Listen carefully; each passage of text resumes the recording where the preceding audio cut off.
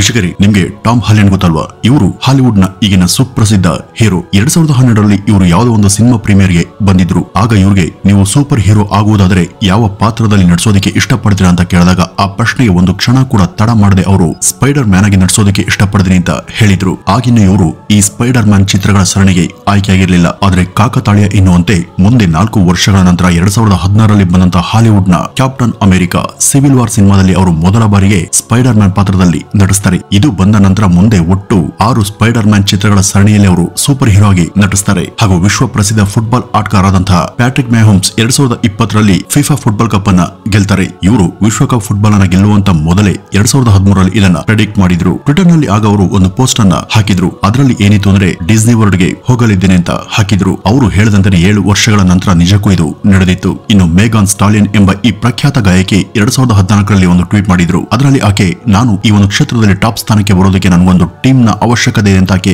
ಬರ್ಕೊಂಡಿದ್ರು. ಇದಾಗಿ 5 ವರ್ಷದ ಒಳಗೆ ಅವರು ವಿಶ್ವ ಪ್ರಸಿದ್ಧ ರಾಪ್ ಗಾಯಕಿಯಾಗಿ ಹೊರಹೊಮ್ಮುತ್ತಾರೆ. ಇಷ್ಟೇ ಅಲ್ಲ, ವಿಶ್ವವಿಖ್ಯಾತ ಕ್ರಿಕೆಟರ್ ಆದಂತಹ ವಿರಾಟ್ ಕೊಹ್ಲಿ ಬಹುತೇಕ ಸಲ ಫೀಲ್ಡ್ ನಲ್ಲಿ ಬೌಲರ್ ಗಳನ್ನ ಡಾಮಿನೇಟ್ ಮಾಡಿ ಮುನ್ನುಗ್ತಾರೆ. ಇದರ ಹಿಂದಿರುವಂತಹ ಕಾರಣವನ್ನ ಒಮ್ಮೆ ಅವರೇ ಈ ರೀತಿ ಹೇಳ್ಕೊಂಡಿದ್ರು. ಅವ್ರ ಪ್ರಕಾರ ಅವರು ಆಟಕ್ಕೂ ಮುನ್ನ ಅಭ್ಯಾಸದಲ್ಲಿ ತೊಡಗಿರುವಾಗ ಅವರು ಅವತ್ತಿನ ಪಂದ್ಯದಲ್ಲಿ ಬೌಲರ್ ನ ಡಾಮಿನೇಟ್ ಮಾಡುವಂತೆ ದೃಶ್ಯ ಭಾಸವಾಗುತ್ತಂತೆ. ಡ್ರೇಕ್ ಎಂಬ ಪ್ರಸಿದ್ಧ ಗಾಯಕ ಒಮ್ಮೆ ತನ್ನ ಲ್ಯಾಪ್ಟಾಪ್ ನಲ್ಲಿ ಒಂದು ಭವ್ಯ ಬಂಗಲೆಯ ಫೋಟೋವನ್ನ ವಾಲ್ ಪೇಪರ್ ಆಗಿ ಸೆಟ್ ಮಾಡ್ಕೊಂಡಿದ್ರು. ಇಂಥ ಒಂದು ಬಂಗಲೆ ತನ್ನದಾಗಬೇಕು ಅಂತ ಅವರು ಬಯಸಿದ್ರು. ಇದಾಗಿ ಮುಂದಿನ ಕೆಲವೇ ವರ್ಷಗಳಲ್ಲಿ ಅವರು ಅದೇ ಬಂಗಲೆಯನ್ನ ಖರೀದಿ ಮಾಡಿದ್ರು. ಇನ್ನು ಪ್ರಸಿದ್ಧ ಹಾಲಿವುಡ್ ನಟರಾದಂತಹ ಜಿಮ್ ಕ್ಯಾರಿ ಅವರ 80ರ ದಶಕದಲ್ಲಿ ಇವರು ನಟನೆಯನ್ನ ಶುರು ಮಾಡಿದ್ದು. 1989ರ ಸಮಯದಲ್ಲಿ ಇವ್ರ ಬಳಿ ಏನೇನು ಇರಲಿಲ್ಲ. ಇಷ್ಟಲ್ಲೇ ನನ್ನ ಖಾತೆಯಲ್ಲಿ $10 ಲಕ್ಷ ಹಣ ಕೊಡುತ್ತೀನಿ ಅಂತ ಅವರು ಹೇಳಿದ್ರು. ಮುಂದೆ 1994ರಲ್ಲಿ ಇವರ ನಟನೆಯ ಡಮ್ ಅಂಡ್ ದಿ ಡಮರ್ ಚಿತ್ರ ಹಿಟ್ ಆದಾಗ ಇವ್ರ ಹೆಸರಲ್ಲಿ $10 ಲಕ್ಷ ಬೆಲೆ ಚೆಕ್ ನ ಸಂಭಾವನೆಯನ್ನ ಕೊಡಲಾಗಿತ್ತು. ವೀಕ್ಷಕರೇ, ಇಂಥ ಅಪರೂಪದ ಉದಾಹರಣೆಗಳನ್ನ ನಾವಿಲ್ಲಿ ಸಾಕಷ್ಟು ಕೊಡಬಹುದು. ಇವೆಲ್ಲ ಕಾಕತಾಳೀಯ ಅಂತ ಅನ್ಸಿದ್ರು ಕೂಡ ನಮ್ಮಲ್ಲಿ ಮಹತ್ವಾಕಾಂಕ್ಷೆ ಹಾಗೂ ಪ್ರಯತ್ನ ಇದ್ರೆ ಇದೆಲ್ಲ ಖಂಡಿತ ಸಾಧ್ಯ ಅನ್ನೋದನ್ನ ನಾವು ಮೊದಲು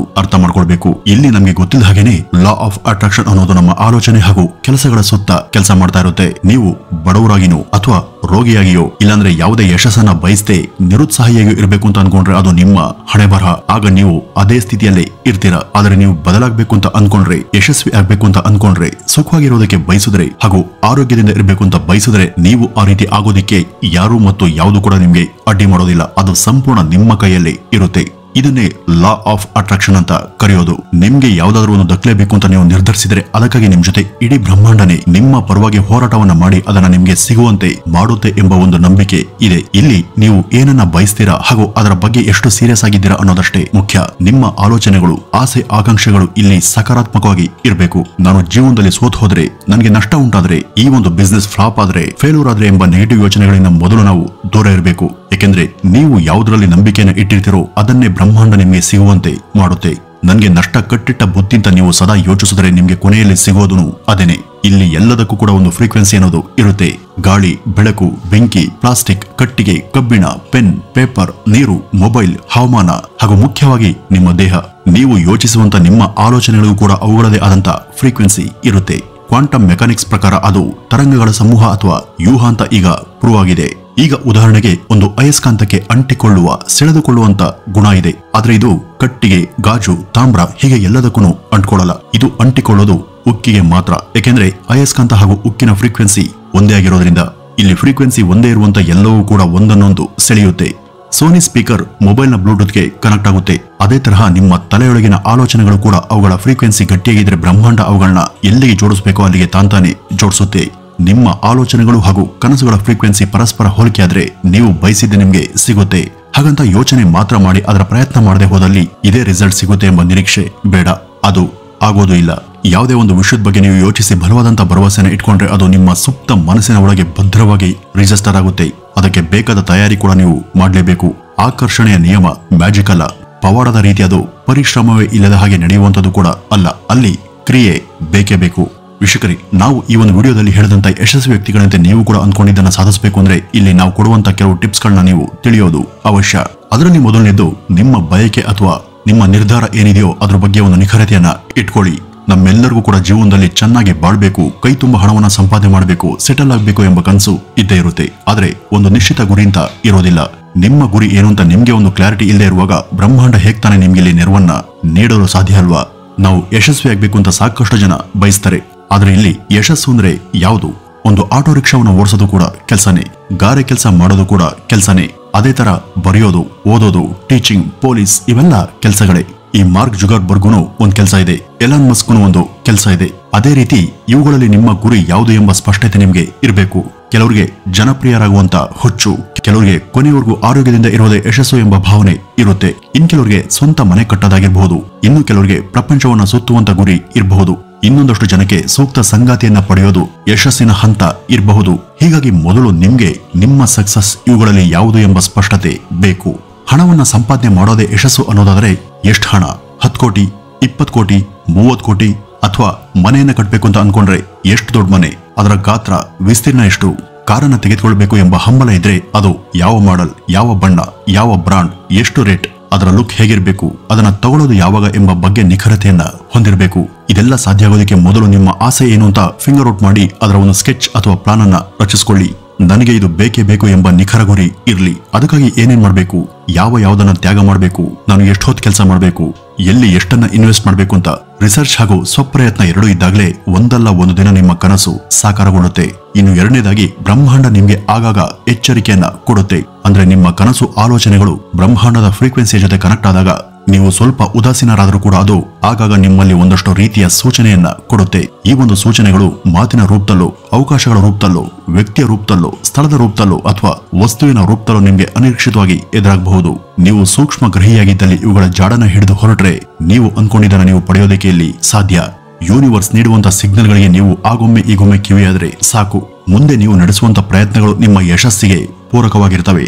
ಇನ್ನು ಮೂರನೇದು ವಿಶೇಷ ಲಕ್ಷ್ಯ ಹಾಗೂ ನಂಬಿಕೆ ಅತ್ಯಗತ್ಯ. ವೀಕ್ಷಕರೇ, ನಿಮ್ಮ ಗುರಿ ಆಕಾಂಕ್ಷೆ ಏನೇ ಇರಲಿ ಅದಕ್ಕೆ ನೀವು ಭದ್ರಾಗಿ ನಿಮ್ಮ ಲಕ್ಷ್ಯ ಹಾಗೂ ನಂಬಿಕೆಯನ್ನು ಇಟ್ಕೊಂಡು ಮುಂದುವರೆದ್ರೆ ನೀವು ಬೇಕಾದನ್ನ ಸಾಧಿಸಬಹುದು. ಇಲ್ಲಿ ಲಕ್ಷ್ಯ ಹಾಗೂ ನಂಬಿಕೆ ಇವೆರಡು ಕೂಡ ಇರಬೇಕು. ಒಂದಿದ್ದು ಇನ್ನೊಂದು ಇಲ್ಲಾಂದ್ರೆ ಸಾಧನೆ ಕಷ್ಟ. ಈ ಎರಡೂ ಕೂಡ ಒಂದಕ್ಕೊಂದು ಪೂರಕವಾಗಿರ್ಬೇಕು. ಉದಾಹರಣೆಗೆ ಈಗ ನಿಮ್ಗೆ ಹಣವನ್ನ ಮಾಡುವ ಕಡೆ ಗಮನ ಹಾಗೂ ಆಸೆ ಇದೆ ಅಂತ ಅನ್ಕೊಳ್ಳಿ. ಇದು ಕೇವಲ ಲಕ್ಷ್ಯ ಮಾತ್ರ. ಆದ್ರೆ ನಂಬಿಕೆ ಏನು ಅಂದ್ರೆ ನನ್ನ ಕೈಲಿ ಹಣ ಮಾಡೋದಕ್ಕೆ ಆಗುತ್ತಾ ಆಗಲ್ವಾ ಅನ್ನೋದು. ಆ ಒಂದು ಗುರಿಯ ಬಗ್ಗೆ ನಿಮ್ಮ ನಂಬಿಕೆ ದೃಢತೆಯನ್ನ ಸೂಚಿಸುತ್ತೆ. ನಿಮ್ಮ ಶಕ್ತಿ ಬಗ್ಗೆ ನಿಮ್ಗೆ ಇರುವಂತ ಈ ಗೊಂದಲ ಹಾಗೂ ಅನುಮಾನ ನಂಬಿಕೆಯನ್ನ ಹುಟ್ಟಾಕದು. ಅದು ನಿಮ್ಮ ಲಕ್ಷ್ಯ ಹಾಗೂ ನಂಬಿಕೆ ಮಧ್ಯೆ ಇರುವಂತ ಕೊಂಡಿಯನ್ನ ಮುರಿಯುತ್ತೆ. ಹಾಗಂತ ಅತಿಯಾದ ಆತ್ಮವಿಶ್ವಾಸ ಕೂಡ ಇರಬಾರ್ದು. ನಮ್ಮ ಇತಿಮಿತಿಯಲ್ಲಿ ಯಾವುದೇ ಕೆಲಸ ಸಾಗೋದು. ಶಕ್ತಿಯನ್ನ ಮೀರಿ ಇಲ್ಲಿ ಯಾರು ಏನ್ ಮಾಡೋದಕ್ಕೂ ಸಾಧ್ಯ ಇಲ್ಲ. ಶಕ್ತಿ ಎಷ್ಟಿದೆಯೋ ಅಷ್ಟನ್ನೇ ಬಳಸಿ ಮಾಡೋದಕ್ಕೆ ಮಾತ್ರ ಸಾಧ್ಯ. ಯಾವ್ದಾದ್ರೂ ದೊಡ್ಡ ಗುರಿಯ ಬೆನ್ನನ್ನು ಹತ್ತದಾಗ ಇಂಥ ಗೊಂದಲ ಹಾಗೂ ದುರ್ಬಲತೆಯ ಮನೋಭಾವ ಸಹಜ. ಆಗ ನಾವು ಅದರಿಂದ ಹೊರಬರೋದಕ್ಕೆ ಮಿರರ್ ಟೆಕ್ನಿಕ್ ಅನ್ನ ಬಳಸಬೇಕಾಗುತ್ತೆ. ಅಂದ್ರೆ ಒಂದು ಕನ್ನಡಿಯ ಮುಂದೆ ನಿಂತು ಗುರಿಯನ್ನ ಗೆದ್ದಿರುವಂತೆ ಫೀಲ್ ಮಾಡ್ಕೊಳ್ಬೇಕು. ಮುಂದೆ ನನ್ನ ಗುರಿಯನ್ನ ಗೆಲ್ಲುತ್ತೇನೆ, ನಾನು ಶ್ರೀಮಂತ, 6 ತಿಂಗಳಲ್ಲಿ ನಾನು 1 ಕೋಟಿಯನ್ನ ಗಳಿಸೋದು ಖಚಿತ, ನಾನು ಮಲ್ಟಿ ಮಿಲಿಯನೇರ್ ಆಗ್ತೀನಿ ಅಂತ ನಿನಗೆ ನೀನೇ ಆತ್ಮವಿಶ್ವಾಸದಿಂದ ಹೇಳ್ಕೊಳ್ಬೇಕಾಗುತ್ತೆ. ಇನ್ನು ನಿನ್ನ ಕನಸು ಏನೇ ಇರಲಿ ಅದು ನಿನ್ನಿಂದ ಸಾಧ್ಯ ಆಗುತ್ತೆ ಅಂತ ನಿನ್ನಿಷ್ಟಕ್ಕೆ ನೀನೇ ಉತ್ತೇಜನವನ್ನ ತಂದ್ಕೋಬೇಕು. ಹೀಗೆಲ್ಲ ಪಾಸಿಟಿವ್ ಆಗಿ ಅನ್ಕೊಂಡ ಮಾತ್ರಕ್ಕೆ ಅದೆಲ್ಲ ನಿಜ ಆಗೋದಿಲ್ಲ. ಆದರೆ ಅದನ್ನ ಸಾಧಿಸುವ ಬಗ್ಗೆ ಧೈರ್ಯ ಮೂಡುತ್ತೆ. ನಿಮ್ಮ ಗುರಿ ಹಾಗೂ ಅದರ ಸಾಧನೆಯ ನಂಬಿಕೆ ನಡುವಿನ ಕೊಂಡಿ ಭದ್ರಾಗುತ್ತೆ.